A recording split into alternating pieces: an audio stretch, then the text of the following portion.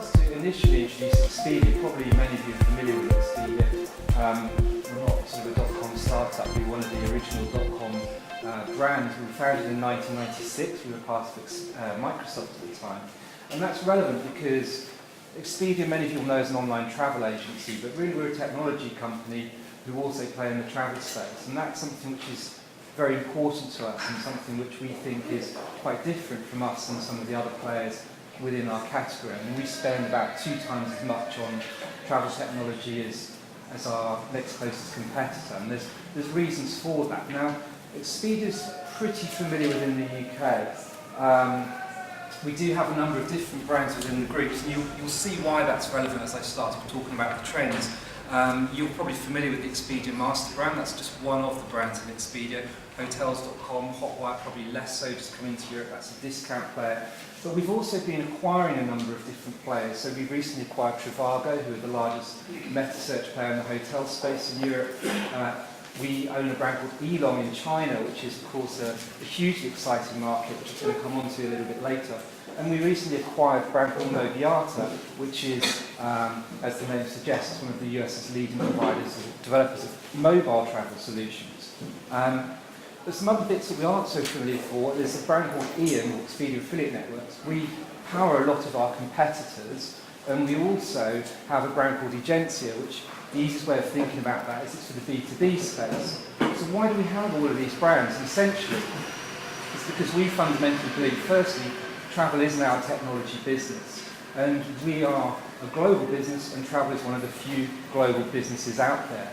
And by having all of this information, it means that we have more customers in more countries, we have more data, we're completely end-to-end, we also have a supply side to our business as well. Having more data gives us more insight, it allows us to deliver better customer experiences, which hopefully enables us to serve customers better, drive greater revenue, and the whole thing becomes virtuous. So, amongst all that insight that we've built, I've been asked to sort of major on a few of the trends which we've sort of spotted. Hard within 10 minutes, but I'll have a crack at it. And increasingly, what we're seeing within our business is we're referring to travel science. So it sounds quite grandiose, but it's really harnessing all of that data which I talked about earlier, and then trying to map solutions to it in simple terms. But that all sounds quite techy. Really, it's about people, and it's ultimately about delivering what is, in a very emotional category, better solutions to our customers. And to us, we talked about the age of the digital concierge as being the first trend. That, again, it sounds quite fancy, but I'll try and sort of make it relatively straightforward. If you think about travel, it used to be that you would go to a travel agency, and there's a guy with a monitor like this, or a woman with a monitor like this, and you'd say what you wanted, but they wouldn't show you the other side of the monitor. Now that had its pros and its cons. You were talking to hopefully an expert, but also at the same time, you perhaps always had a suspicion that they weren't necessarily recommending what was right for you, but perhaps what was right for their commission, what was right for their group company, what was right for, or maybe they didn't fully understand you because they had a very limited amount to talk to you. They maybe were giving you a recommendation based on what they thought was right for you, but perhaps not quite what you wanted. And what Expedia did, being the first company to spin that travel agent's monitor around and provide you with all the information, was effectively democratise the travel booking experience, put you in control of making your own decisions in what's an incredibly emotional category. So the first phase really was changing sort of online travel from being digital teletext to being real information to empower your decision making. And then I guess the next evolution from there was really one where that information became even more democratised. You had things like TripAdvisor, which used to be part of our group, which now isn't.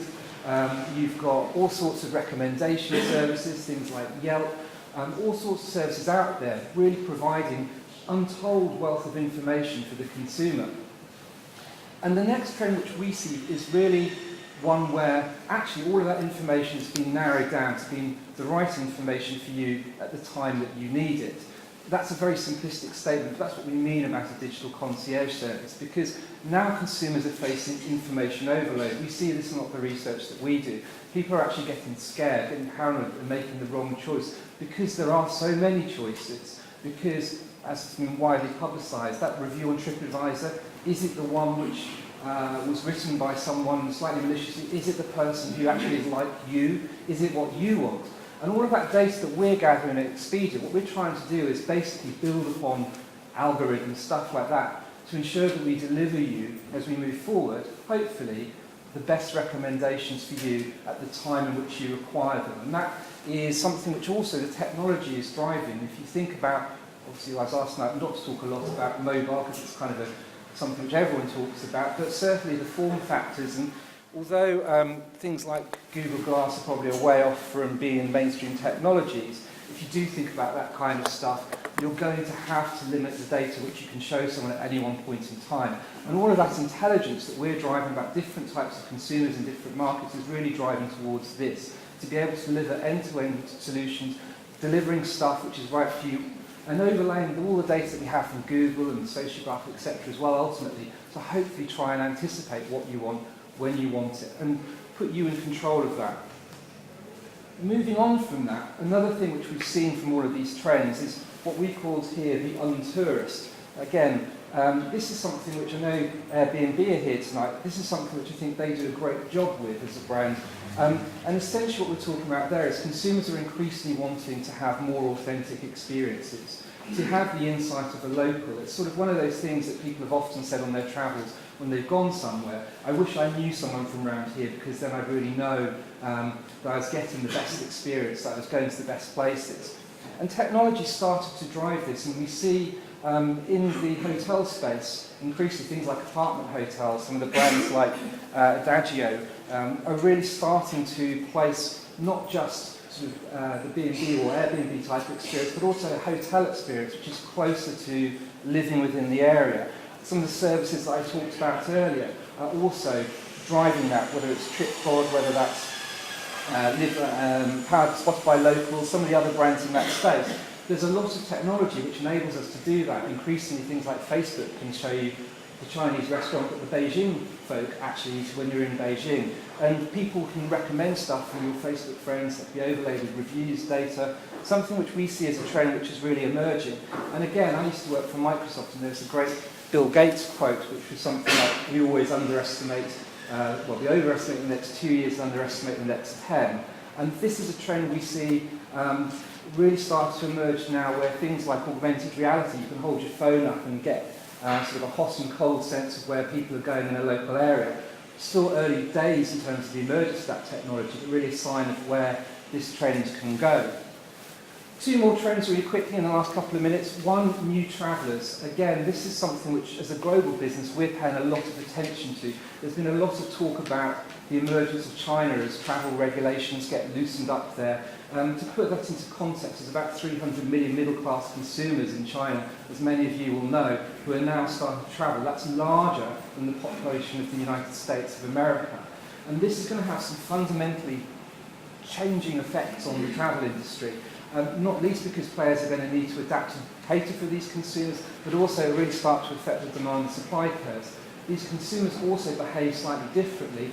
We see potential for new technologies coming out of these areas. India, for example, it's something like 30% of middle-class consumers already actually prefer to purchase travel on a smartphone than they do through a traditional desktop interface.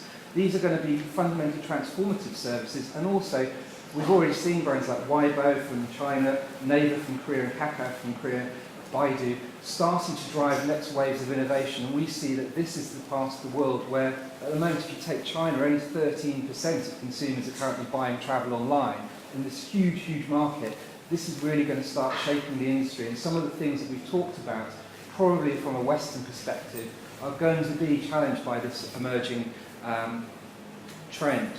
The last one, which I was going to cover off, I think I've got about 1 minute, strictly sticking to the rules, is we've talked about this idea of the digital concierge. In really simple terms, it's a trend very much linked to the earlier one, removing some of the friction from travel, taking out those bits which just make travel awkward. And a lot of this is going to be driven around the itinerary. The itinerary has got this sort of weird significance to travellers. They always want to make sure their itinerary with all the details of their trips at hand. And that's increasingly going to move from being something which is static to dynamic, something which will drive the trip. At Expedia, we're looking at how we can deliver services not just before you book your trip, but before you travel, during your travel, beyond your travel. I touched on things like the augmented reality earlier. This is going to be a massive opportunity, and particularly in terms of helping you find travel like a local, find the stuff that's right for you, start anticipating things which will give you a more fulfilling experience. And as technologies like Google Glass and so on start to scale up, and certainly mobile phones adapt in this area, we think that this is something which could be fundamentally a really interesting area. And the leading online travel agencies, the ones which have the budgets to invest in technology, the leading players in the space will start to pull ahead as they're able to deliver these kinds of services and work with hotel chains and work with suppliers in the industry to provide a more seamless travel experience, a more end-to-end experience, which is essentially, if you go back a few years to the jet age, travel was seen as being glamorous. Low-cost carriers, all of that kind of stuff has kind of made it a little bit less glamorous, but people are prepared to put up with a bit of hassle for lower prices, but it's started to become a bit of a bind. Technology has the potential to really start to undo some of that things and make the travel experience as a whole more pleasurable, take out a lot of the hassle, a lot of the friction. There's a whole bunch of stuff I could talk to you about on that, I'm sure we'll cover on Q&A. And the one thing which I'll leave you with is we talk a lot about consumer travel. For us, we think a lot of this can be transformative in the B2B space, because let's think about it. Why is it that we book most of our consumer travel online, but so many companies still rely on bureaucratic call centres at $60 a pop for managing their corporate travel? And this is a space which also we see huge transformative opportunity, and we have our own brand agency working in that space. So that's my 10 minutes up, so I think I have to pass on to someone else now.